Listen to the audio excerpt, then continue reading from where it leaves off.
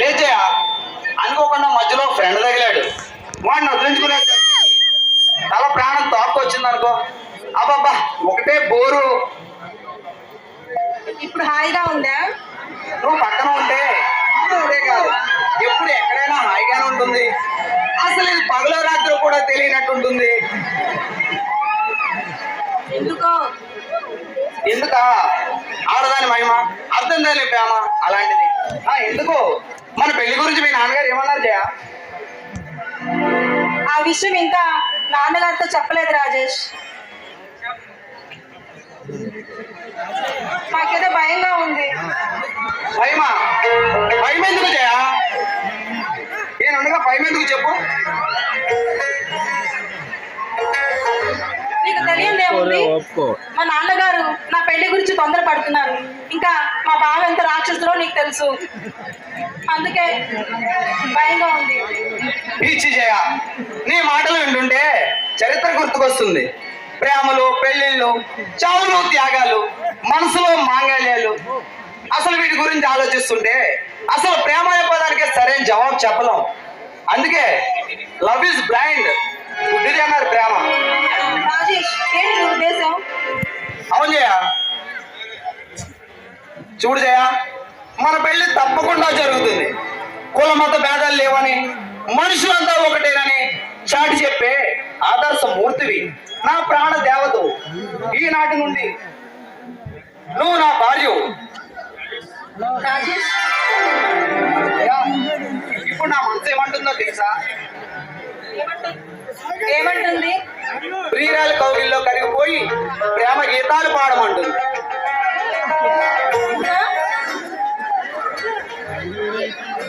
వయ్యారాల్లో ఉయ్యాల లోకమంటుంది. నా జీవన జ్యోతిపైన నీ అడుగులలో అడుగులు వేసి 7 అడుగులు నడిచి అనుబంధాన్ని పెనవేయమంటుంది. ఇంకా ఈ చిన్నారి చిలుకమ్మకు తాళి కట్టి నా రాణిగా చేసుకోమంటుంది.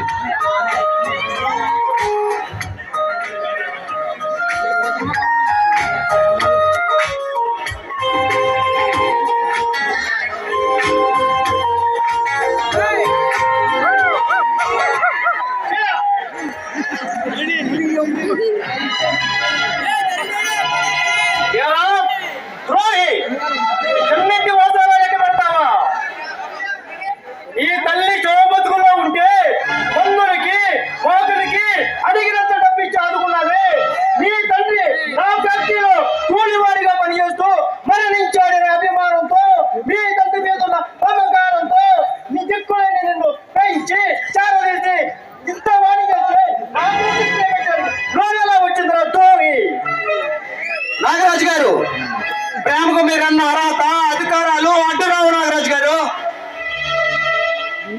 చూడు రాజేష్, ఆ నింగి ఈ నేల ఏ నాటికి ఒకటి కాలేవు.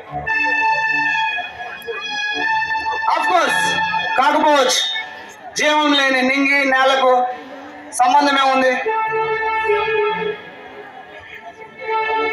అసలు మా జైలు ప్రేమించడానికి నీకు ఎవరిచ్చారు అధికారం? చేసి ఆస్తంతా కాజేయాలనుకున్నావు కదా? నాగరాజు గారు, నేను డబ్బులు ఆశించి జైలు ప్రేమించలేదు. డబ్బుతో ఈ లోకంలో సాధించలేదంటూ లేదనుకోవడం మీ అవివేకం, అది మీ మూర్ఖత్వం. ఇందులో రాజేష్ తప్పేం లేదు నాన్న, నేనే అతని ప్రేమించాను. తను మీరు అందుకున్నంత సిగ్గుమాల పనులు ఏమీ చేయలేదు నాగరాజు గారు.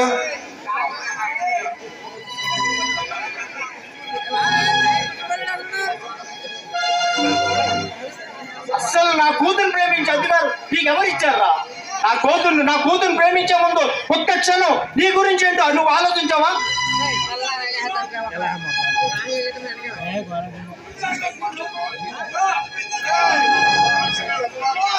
మనిషి మీద అభిమానం ఉన్న వారికి ప్రేమించే అధికారం ఒకరు ఇచ్చేది కాదు నాగరాజు గారు.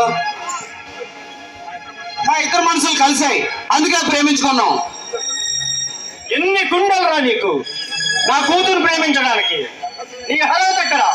పెళ్లి చేసుకోవడానికి నీ తాగత ఎక్కడ? చూడు రాజేష్, ఆకాశంలో నక్షత్రాల్ని పోగు చేసి తోరణాలుగా కూర్చడం ఎంత అసాధ్యమో మా చైన గురించి పగటి కళ్ళకండు అంతే అసాధ్యం. ఒక్క మాట, మా చైన మర్చిపో, నీకు ఎంత డబ్బు కావాలన్నా ఇస్తాను. ప్రేమకు మీరన్న అర్హత అధికారాలు అడ్డురావు నాగరాజు గారు. ఒకవేళ అటువంటి అర్హత కావాలంటే ప్రేమించుకోవడానికి మనసు ఇవ్వడమే అర్హత, పెళ్లి చేసుకోవడానికి ప్రేమించడమే తాహతు. మీరు లక్షాధికారులు కావచ్చు, కానీ కలిసిన మా మనుషుల్ని మీరు చెప్పే ఆస్తులు అడ్డస్తులు ఏవి వేరు చేయలేవు నాగరాజు గారు. డబ్బు కోసం ఆశించి ఆత్మహత్యం చేసే అలవాటు నాకు లేదు. నీకు నీ డబ్బుకు భయపడి ప్రేమించిన ప్రియురాలు దూరం చేసుకున్నంత మూర్ఖుని కాదు. చూడు రాజేష్, చదువుకున్నవాడివి, సంస్కారమే నీకుంటే ప్రేమించడానికి నీకు డబ్బు లేని అమ్మాయిలు ఎవరు దొరకలేదా? పెళ్లి చేసుకోవడానికి దిక్కుమాలను ఏ దిక్కుమాలను అన్నదో కనిపించలేదా? జయ లక్షాధికారి కూతురని, లక్షల విలువ చేసే ఆస్తికి వారసురాలని, అందులోని మీ అమ్మాయిని తెలిస్తే అసలు ప్రేమించేవానే కాదు.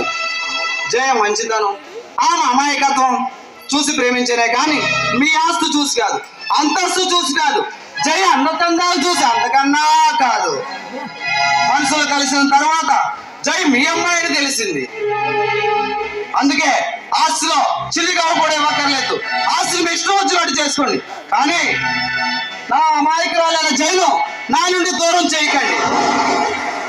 ఆహా, కథ ఎంత చక్కగా లేవురా. జయ ఎవరో ఏమిటో తెలియకుండానే ప్రేమించావు అన్నమాట. ఇప్పుడు నేను అవునన్నా కాదన్నా రేపు ఆస్తికంతా జయ వారసురాలని తెలిసే ప్రేమించావు కదా. నీలే స్వార్థమే లేకపోతే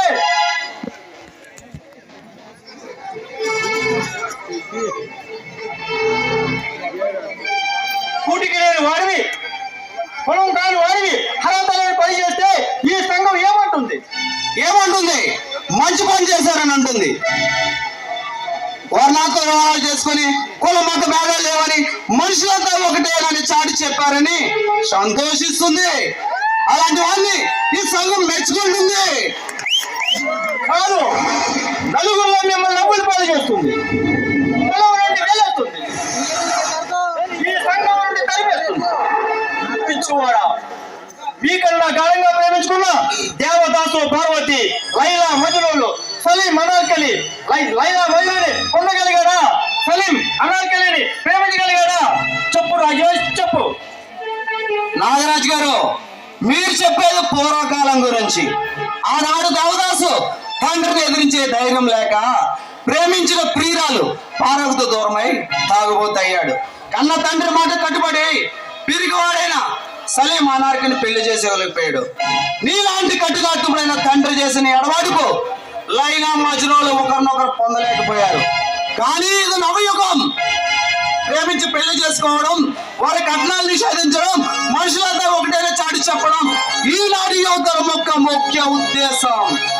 అంతేగాని ఈ సంఘం ఒప్పుకోదని డబ్బుకు సోదోసం చేసి ఈ సమాజం ఏదో చేస్తుందని భయపడి పిరిక వల్ల నా ఉద్దేశాన్ని మార్చుకోలేను, నా చైనం మర్చిపోలేను. యువతరం కలిగింది. మాలాంటి పవిత్ర ప్రేమికులు దూరం చేసి మీలాంటి స్వార్థ పరుల్ని సజీవ దానం చేస్తుంది, నవ సమాజాన్ని నిర్మిస్తుంది, నవ సమాజాన్ని స్థాపిస్తుంది. రాజేష్, రాజేష్, నన్ను క్షమించు. నీకు నీ కుటుంబానికి చేసిన సహాయానికి ఈ ఒక్క కోరిక తీర్చు. ఇది చేతులు కాదు, ఇది చేతులు కాదు, కాళ్ళు అనుకో. రాజేష్, అబ్బా వచ్చావా జయ? వస్తావా రావా అని ఎంత బెంగ పెట్టుకున్నాను తెలుసా? అబ్బో ఆలస్యంగా వచ్చానని దేవి గారు కోపం వచ్చింది అనుకుంటా. ఈ కాస్త ఆలస్యానికి ఎలా అయితే ఎలా? రేపు నేను సిఐడిని అయితే కొన్ని నెలల పాటు అసలు మనిషినే అడ్రస్ ఉన్నాం. అప్పుడు ఈ రాణిగారు ఒంటరిగా ఎలా ఉంటారో ఏమో. ఏమిటి రాజేష్ నువ్వు అనేది? అవును జయ, నన్ను ప్రభుత్వం స్పెషల్ సిఐడిగా సెలెక్ట్ చేసి వెంటనే రమ్మని కాల్ చేశారు. ఈ విషయం నీకు చెప్పాలని ఇక్కడ రప్పించాను. రాజేష్, నీ ప్రేమను వదులుకోలేక నీపై మమకారాన్ని చంపుకోలేక మా నాన్నని కూడా ఎదిరించి నీతో ఉందామనుకున్నానే. పెద్ద సిఐడి అవుతామని సందపడుతున్నావు తప్ప నా గురించి ఏమైనా ఆలోచించావా? జయ, ఇంతేనా నువ్వు నన్ను అర్థం చేసుకుంది? ఉద్యోగం పురుష లక్షణం అన్నారు. వచ్చిన అవకాశాన్ని ఈరోజు కాదంటే రేపు వస్తుందా? ఎంతో మంది ఎంఏలు బిఏలు చదివి నిరుద్యోగులుగా ఉన్నారు. ఇలాంటి సమయంలో నేను ఉద్యోగం చేయాలనుకోవడం తప్ప జయ? అది కాదు రాజేష్. ఎందుకే నువ్వేమంటావు జయ? మా బావ నన్ను చేసుకోవాలని తొందరపడుతున్నారు. అందుకే నాకేదో భయంగా ఉంది రాజేష్. చూడు జయ, తిరిగి వచ్చిన వెంటనే మన పెళ్లి తప్పకుండా జరుగుతుంది. తొందరగా వస్తావు కదా? ఖచ్చితంగా. జయ, రాజేష్, వచ్చేటప్పుడు నీకు ఒక బహుమానం తీసుకొస్తా. ఏం కావాలో కోరుకో. నేను అడిగింది తేగలవా? నీకోసం ప్రాణాన్ని ఇస్తాను. ఏం కావాలో చెప్పుయా. అంత మాట ఎందుకులేండి. మీ మనసుని అక్కడ ఎవరికి ఇవ్వకుండా తీసుకొస్తే చాలు. నా మనసా? అది అసలు ఇక్కడ తీసుకెళ్తే ఎవరికైనా ఇవ్వడానికి. రాజేష్, జయ,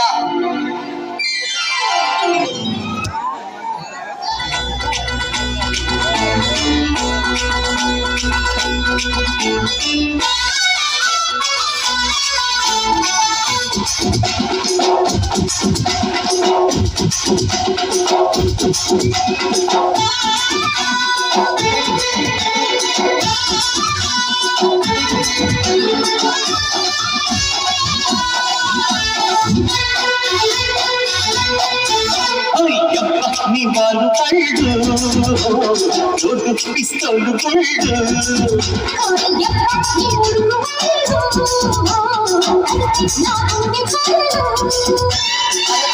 చిరిచెమ్మ పొంగి మాట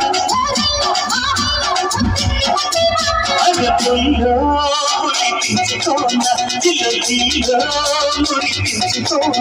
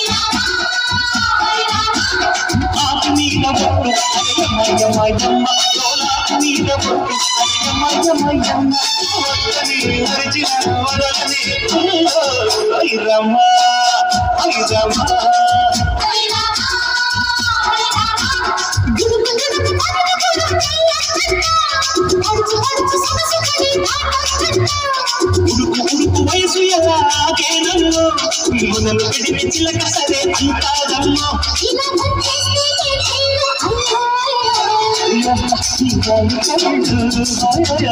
చోటు పిస్తోలు గుళ్ళు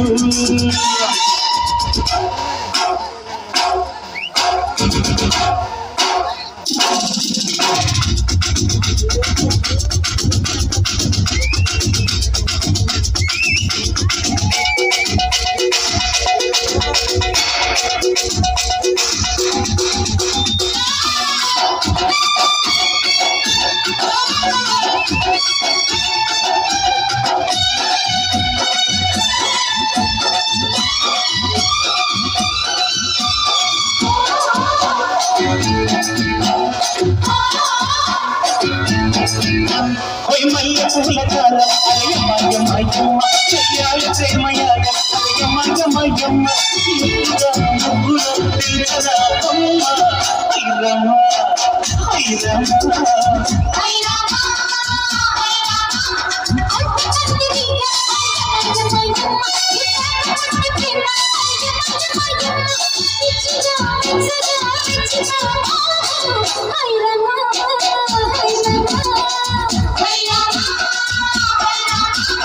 చురుకు చురుకు మెరుపు లాగిన చిలికి చిలికి మదన సాగించన్నా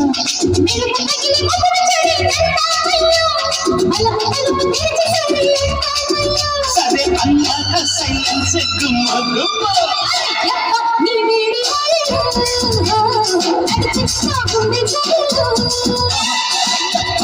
కాలు కళ్ళు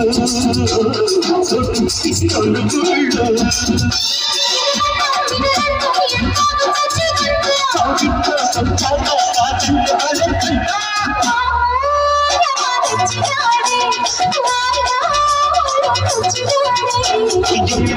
వాళ్ళు కళ్ళు చోటు పిస్తోలు గుళ్ళు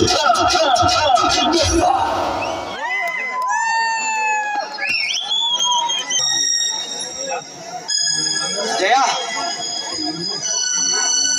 ఈ రాత్రికి ప్రయాణం, వెళ్ళొస్తా జయ. నాకెందుకో భయంగా ఉంది రాజేష్, త్వరగా వస్తావు కదా? అలాగయ్యా, నీవు ఎక్కడున్నా నా మనసు అంతా నీ దగ్గరే ఉంటుంది.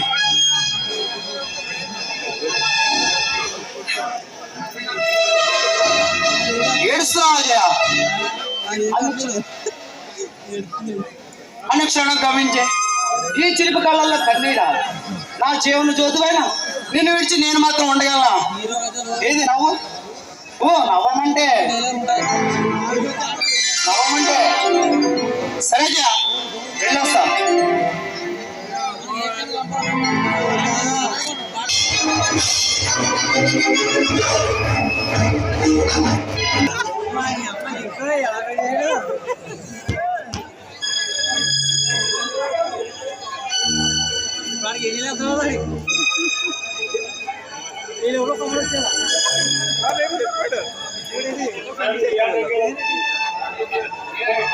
కాఫీ తెస్తానండి.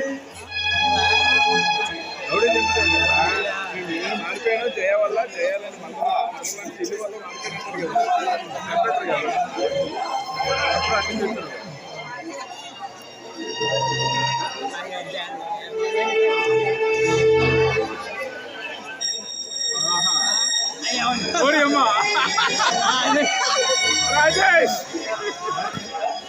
నీకే మంచి అలాగేనండి.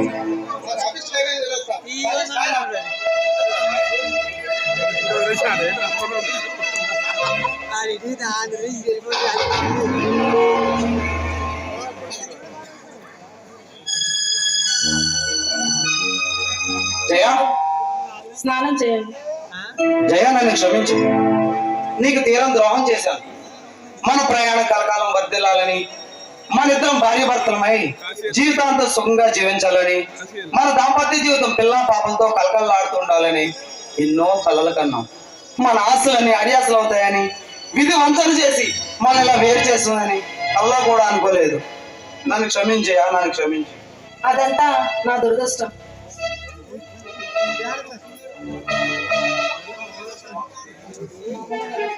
నా మూలంగా ఎన్నో సార్లు కన్న తండ్రిని ఎదిరించావు. నేనే అన్నమాట నిలబెట్టుకోలేకపోయాను. నిజంగా నీవు ఆనంద్ బాల్యం అని తెలియదు. తెలుసుంటే అసలు ఇక్కడ వచ్చేవాడినే కాదు. చూడండి, ముళ్ళొచ్చి అరిటాకు మీద పడినా, అరిటాకు వచ్చి ముళ్ళ మీద పడినా నష్టం అరిటాక్కి. సరే, మీరు వెళ్ళండి. అలాగే జయ, కానీ ఆనంద్ నేను చిన్ననాటి నుండి ప్రాణ స్నేహితులు. ఆనంద్ అన్ని విధాలా నీకు తగిన భర్త. మీరిద్దరూ కలకాలం జీవితాంతం సుఖంగా జీవించాలని నా కోరిక. మన గత జీవితాన్ని గుర్తు చేస్తూ అనుక్షణం నీ ఎదురుగా కనిపిస్తూ నేను బాధ పెట్టడం నాకు ఇష్టం లేదు జయ, నన్ను క్షమించయా. అందుకే వెళ్ళొస్తా.